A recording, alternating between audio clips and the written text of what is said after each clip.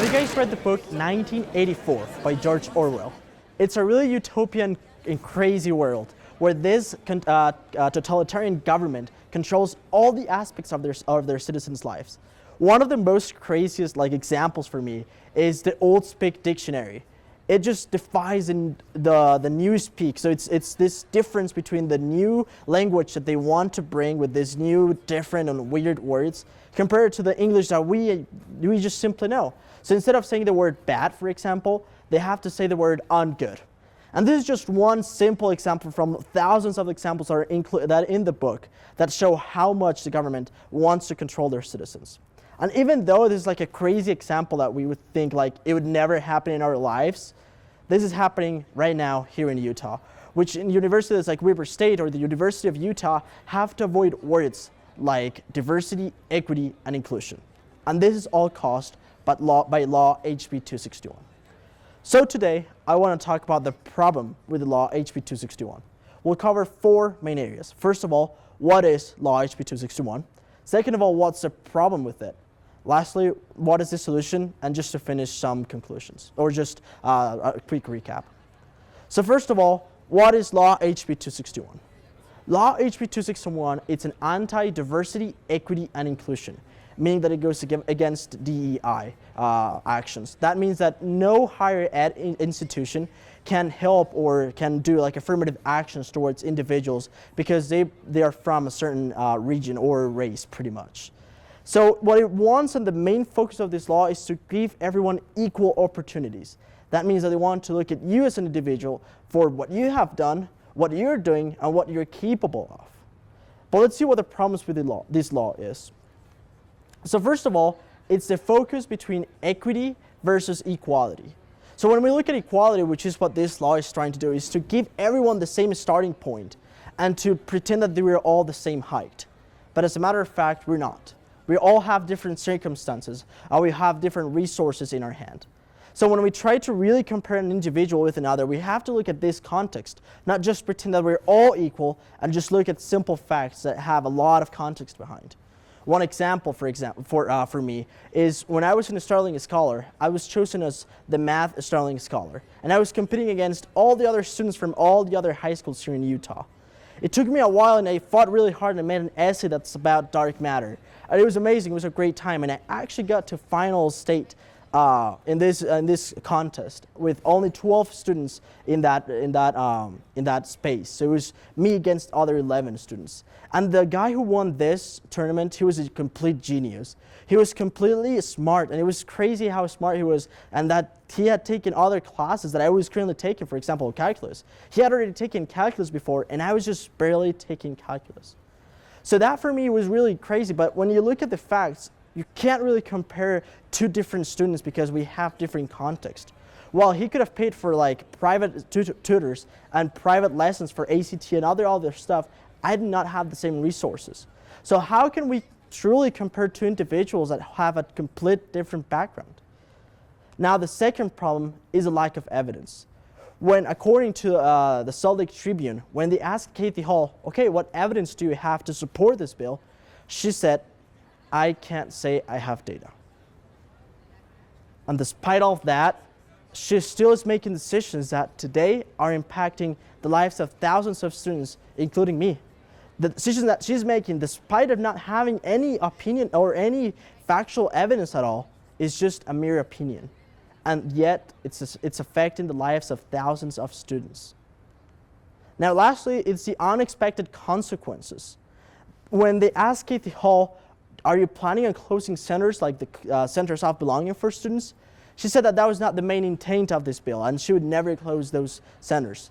But as a matter of fact, they were closed. And here in Weber State, when you now try to go to the centers of belonging, you're going to see the Student Success Center. And now you may ask yourself, okay, what's the difference then? If we're trying to be all equal, then this Student Success Center and the Center of Belonging should be completely equal. They shouldn't have a difference. So what are you talking about? The main difference is that centers of belonging were those places where students from similar cultures could simply go and just hang out with friends that share a similar background, that had same ethnicity, race, that had same experiences. Now, those centers are closed. And according to Selene Rodriguez, a student from Stanford University who made a survey and who made a total experiment with these places to see how important they were, she concluded that they're not just necessary, but they're actually essential for students to thrive in college and to just succeed in these places. And these places were not just for Hispanic students. A white student, a black student, or anyone who wanted to go to these places was welcomed. But these places helped the students to gather in the same place, to simply feel welcome and to just share experiences with one another. But now, they're unfortunately closed. So how can we fix this? How can we fix this law so that we can actually help students succeed and just help the majority of us? So first of all, the most important thing is to do a proper research.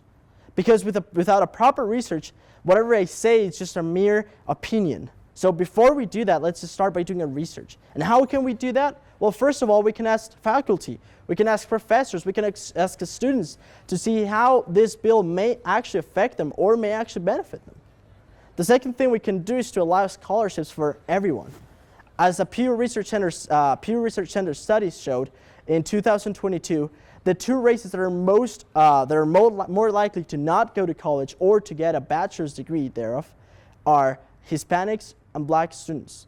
So it is our responsibility to help those groups to get to college.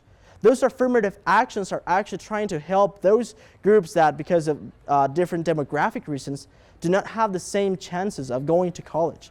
So those aids actually help students that from different backgrounds and different contexts actually cannot go to college. So that's the importance between looking at equity or equality. Now the third thing is to bring back those centers. As I mentioned, these centers are not only necessary, but essential for students. And they were, at least for me. They were a place where I could just hang out with friends, just have a peace of mind place where I couldn't have just a weight of homework or stuff like that, but just share experiences with other friends. So in conclusion, Law HB 261 is a law that tries to place everyone at the same level, but it fails because, first of all, it ignores the fact that we are not all equal. We have different contexts, we have different resources, we're completely different people. So instead of actually looking at an individual, we should look at what are the circumstances that surround that individual.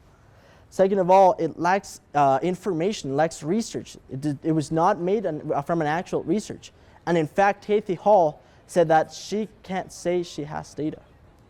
Now lastly, it also fails because it closed centers that were not affecting anyone, but are actually benefiting students. So these centers are no longer here, and they actually benefited a lot of students. And lastly, we can fix this bill by, first of all, doing a proper research. Second of all, actually trying to look at an individual for what they are, or why they are the way they are. And lastly, bringing back those centers. I just want to finish with a quote from Angela Romero, the Utah House Minority Leader. She said, "I'm afraid we're raising people. We're raising identities, and we are erasing experiences. With this law, we're ignoring everything that a person has to come out of, and we're just looking by what they have done, but ignoring everything they had to go through. So before we actually look at the facts from a person, what they have achieved, let's look at why they are the way they are." Thank you.